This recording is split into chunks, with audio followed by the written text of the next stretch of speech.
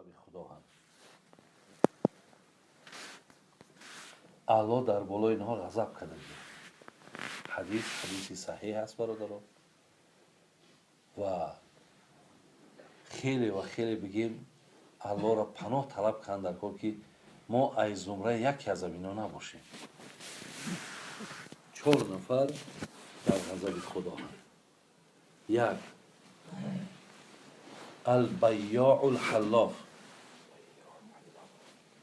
یکم برادران عزیز، سوداگری که برای گذرانیدن مالش قسم میخورد.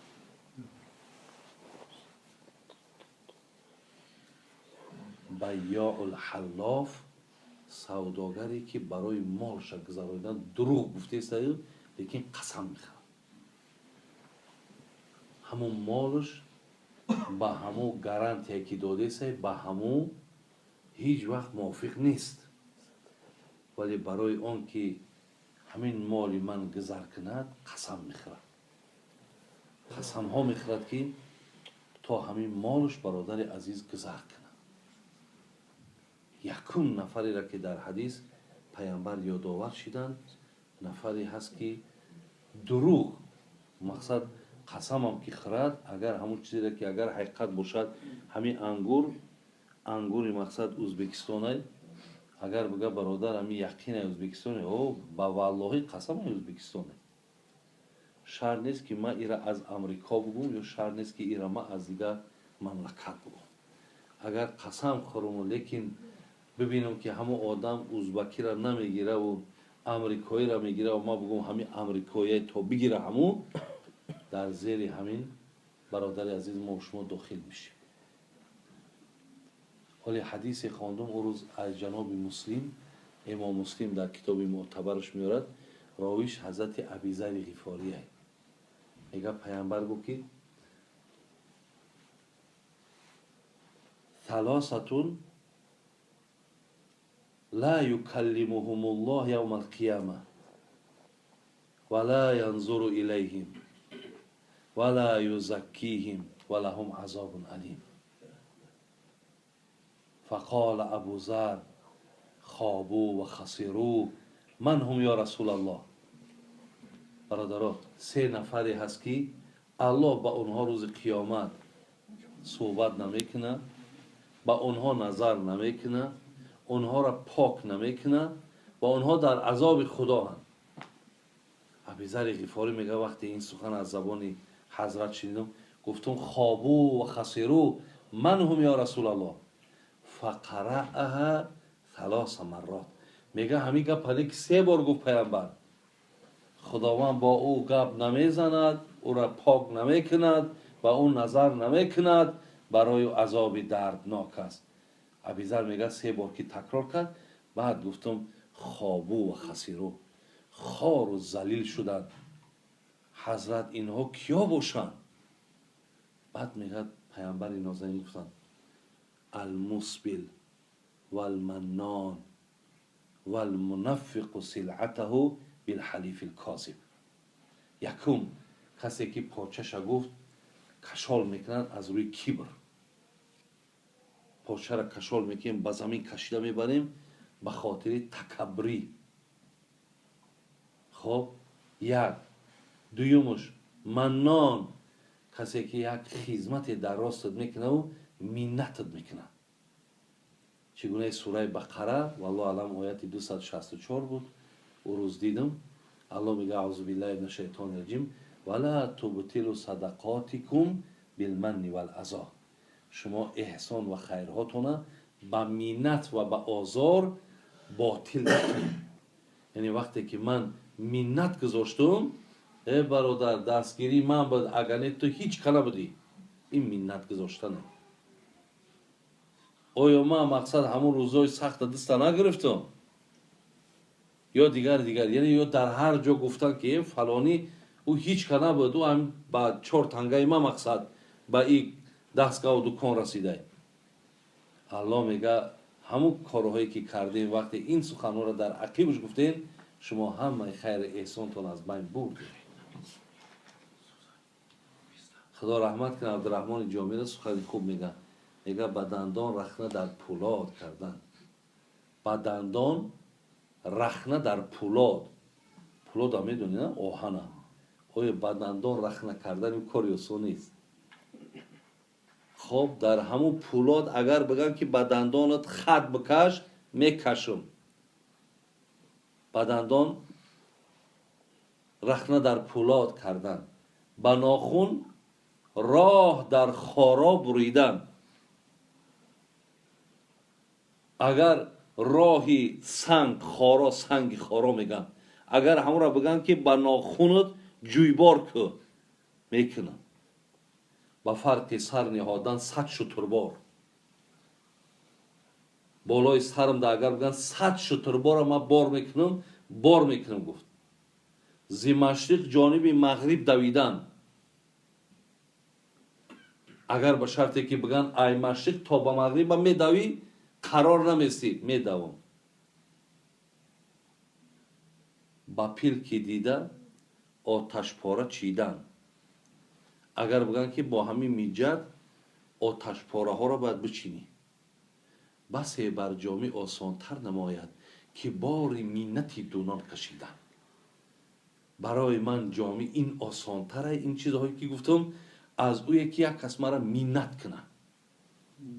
مینت کنه که جامی این مقصد فلان فلان فلان چیزها را ما در راست تو کردم. همین مینت هم برداشتنش ده گفت طاقت ندارم، لیکن این کارهایی را که در بالا ذکر کردم اینها را انجام میتونم.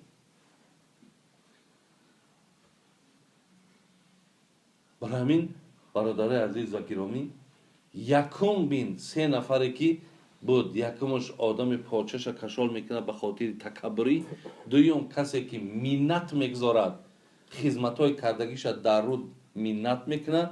سیوم والمنفق سلعته بالحلیف الکاذب. پیامبر گفتن 3 کسی را که ابوذر و خار ذلیل شدن کی بودن؟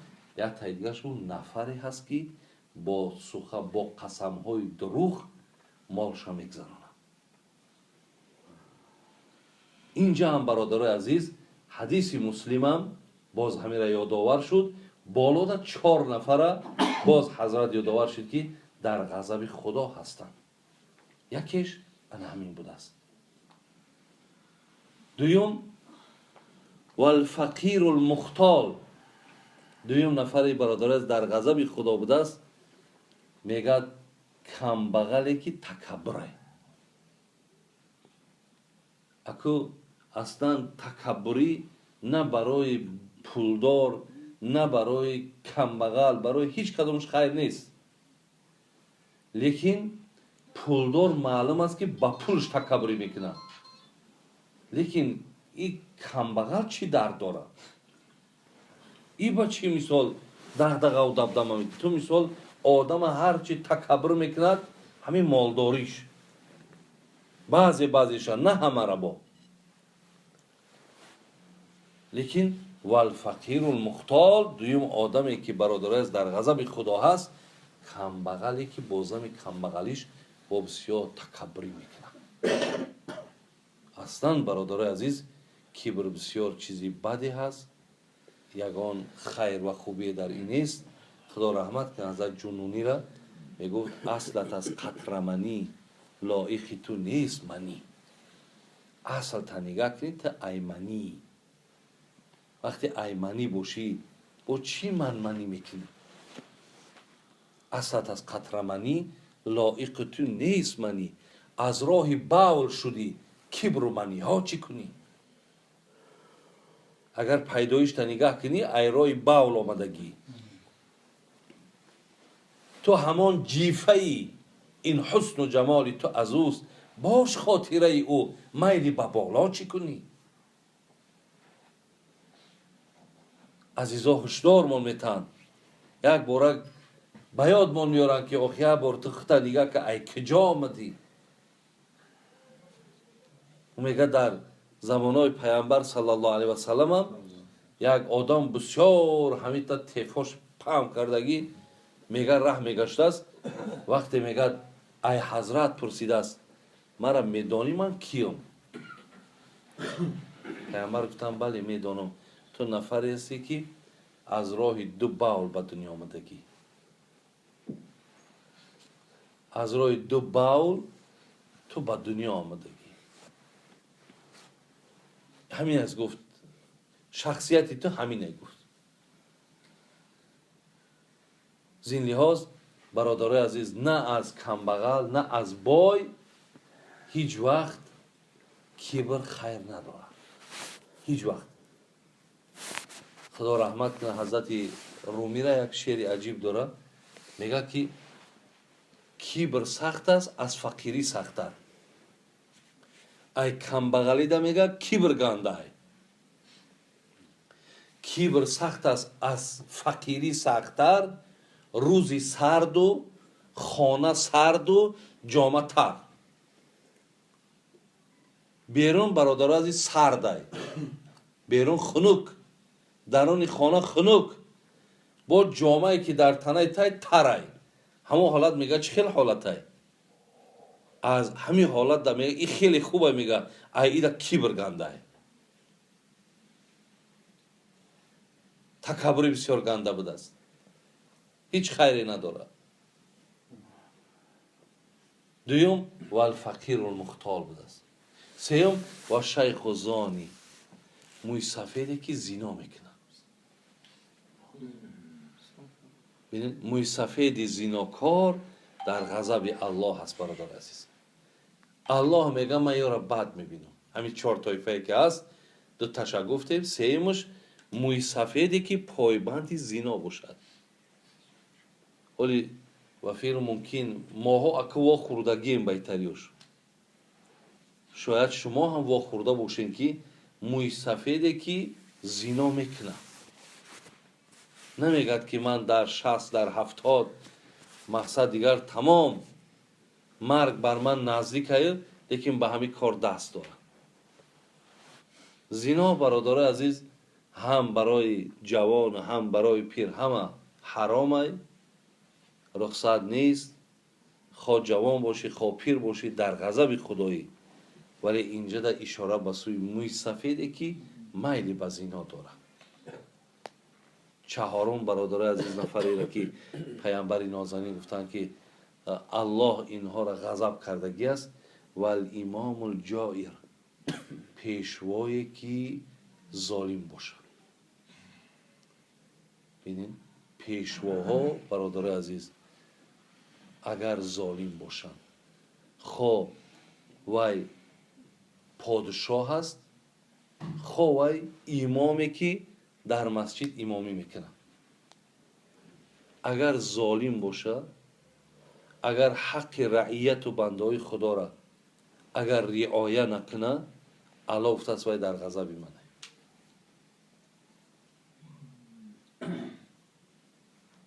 این 4 نفری هست برادر عزیز که الله مهربان اینها را در غضبشون گرفتگی. یکیش سوداگری بود که با طریق دروغ مالهاش هم میگذراند. دویمش کی بود؟ دویمش کمبغلی که تکبری میکرد. سیمش کی بود؟ موی سفید زیناکار بود. چهارمش پادشاه یا امامی که در حق رعیت ظلم میکنه، حق مردم را پایمال میکنه. اینها 4 نفری هم برادر عزیز که الله اینها را غضب کرده. خدای مهربان عاقبتمون را بخیر کنه، ایمانمون را با سلامت نگه داره و خیرها و احسانها را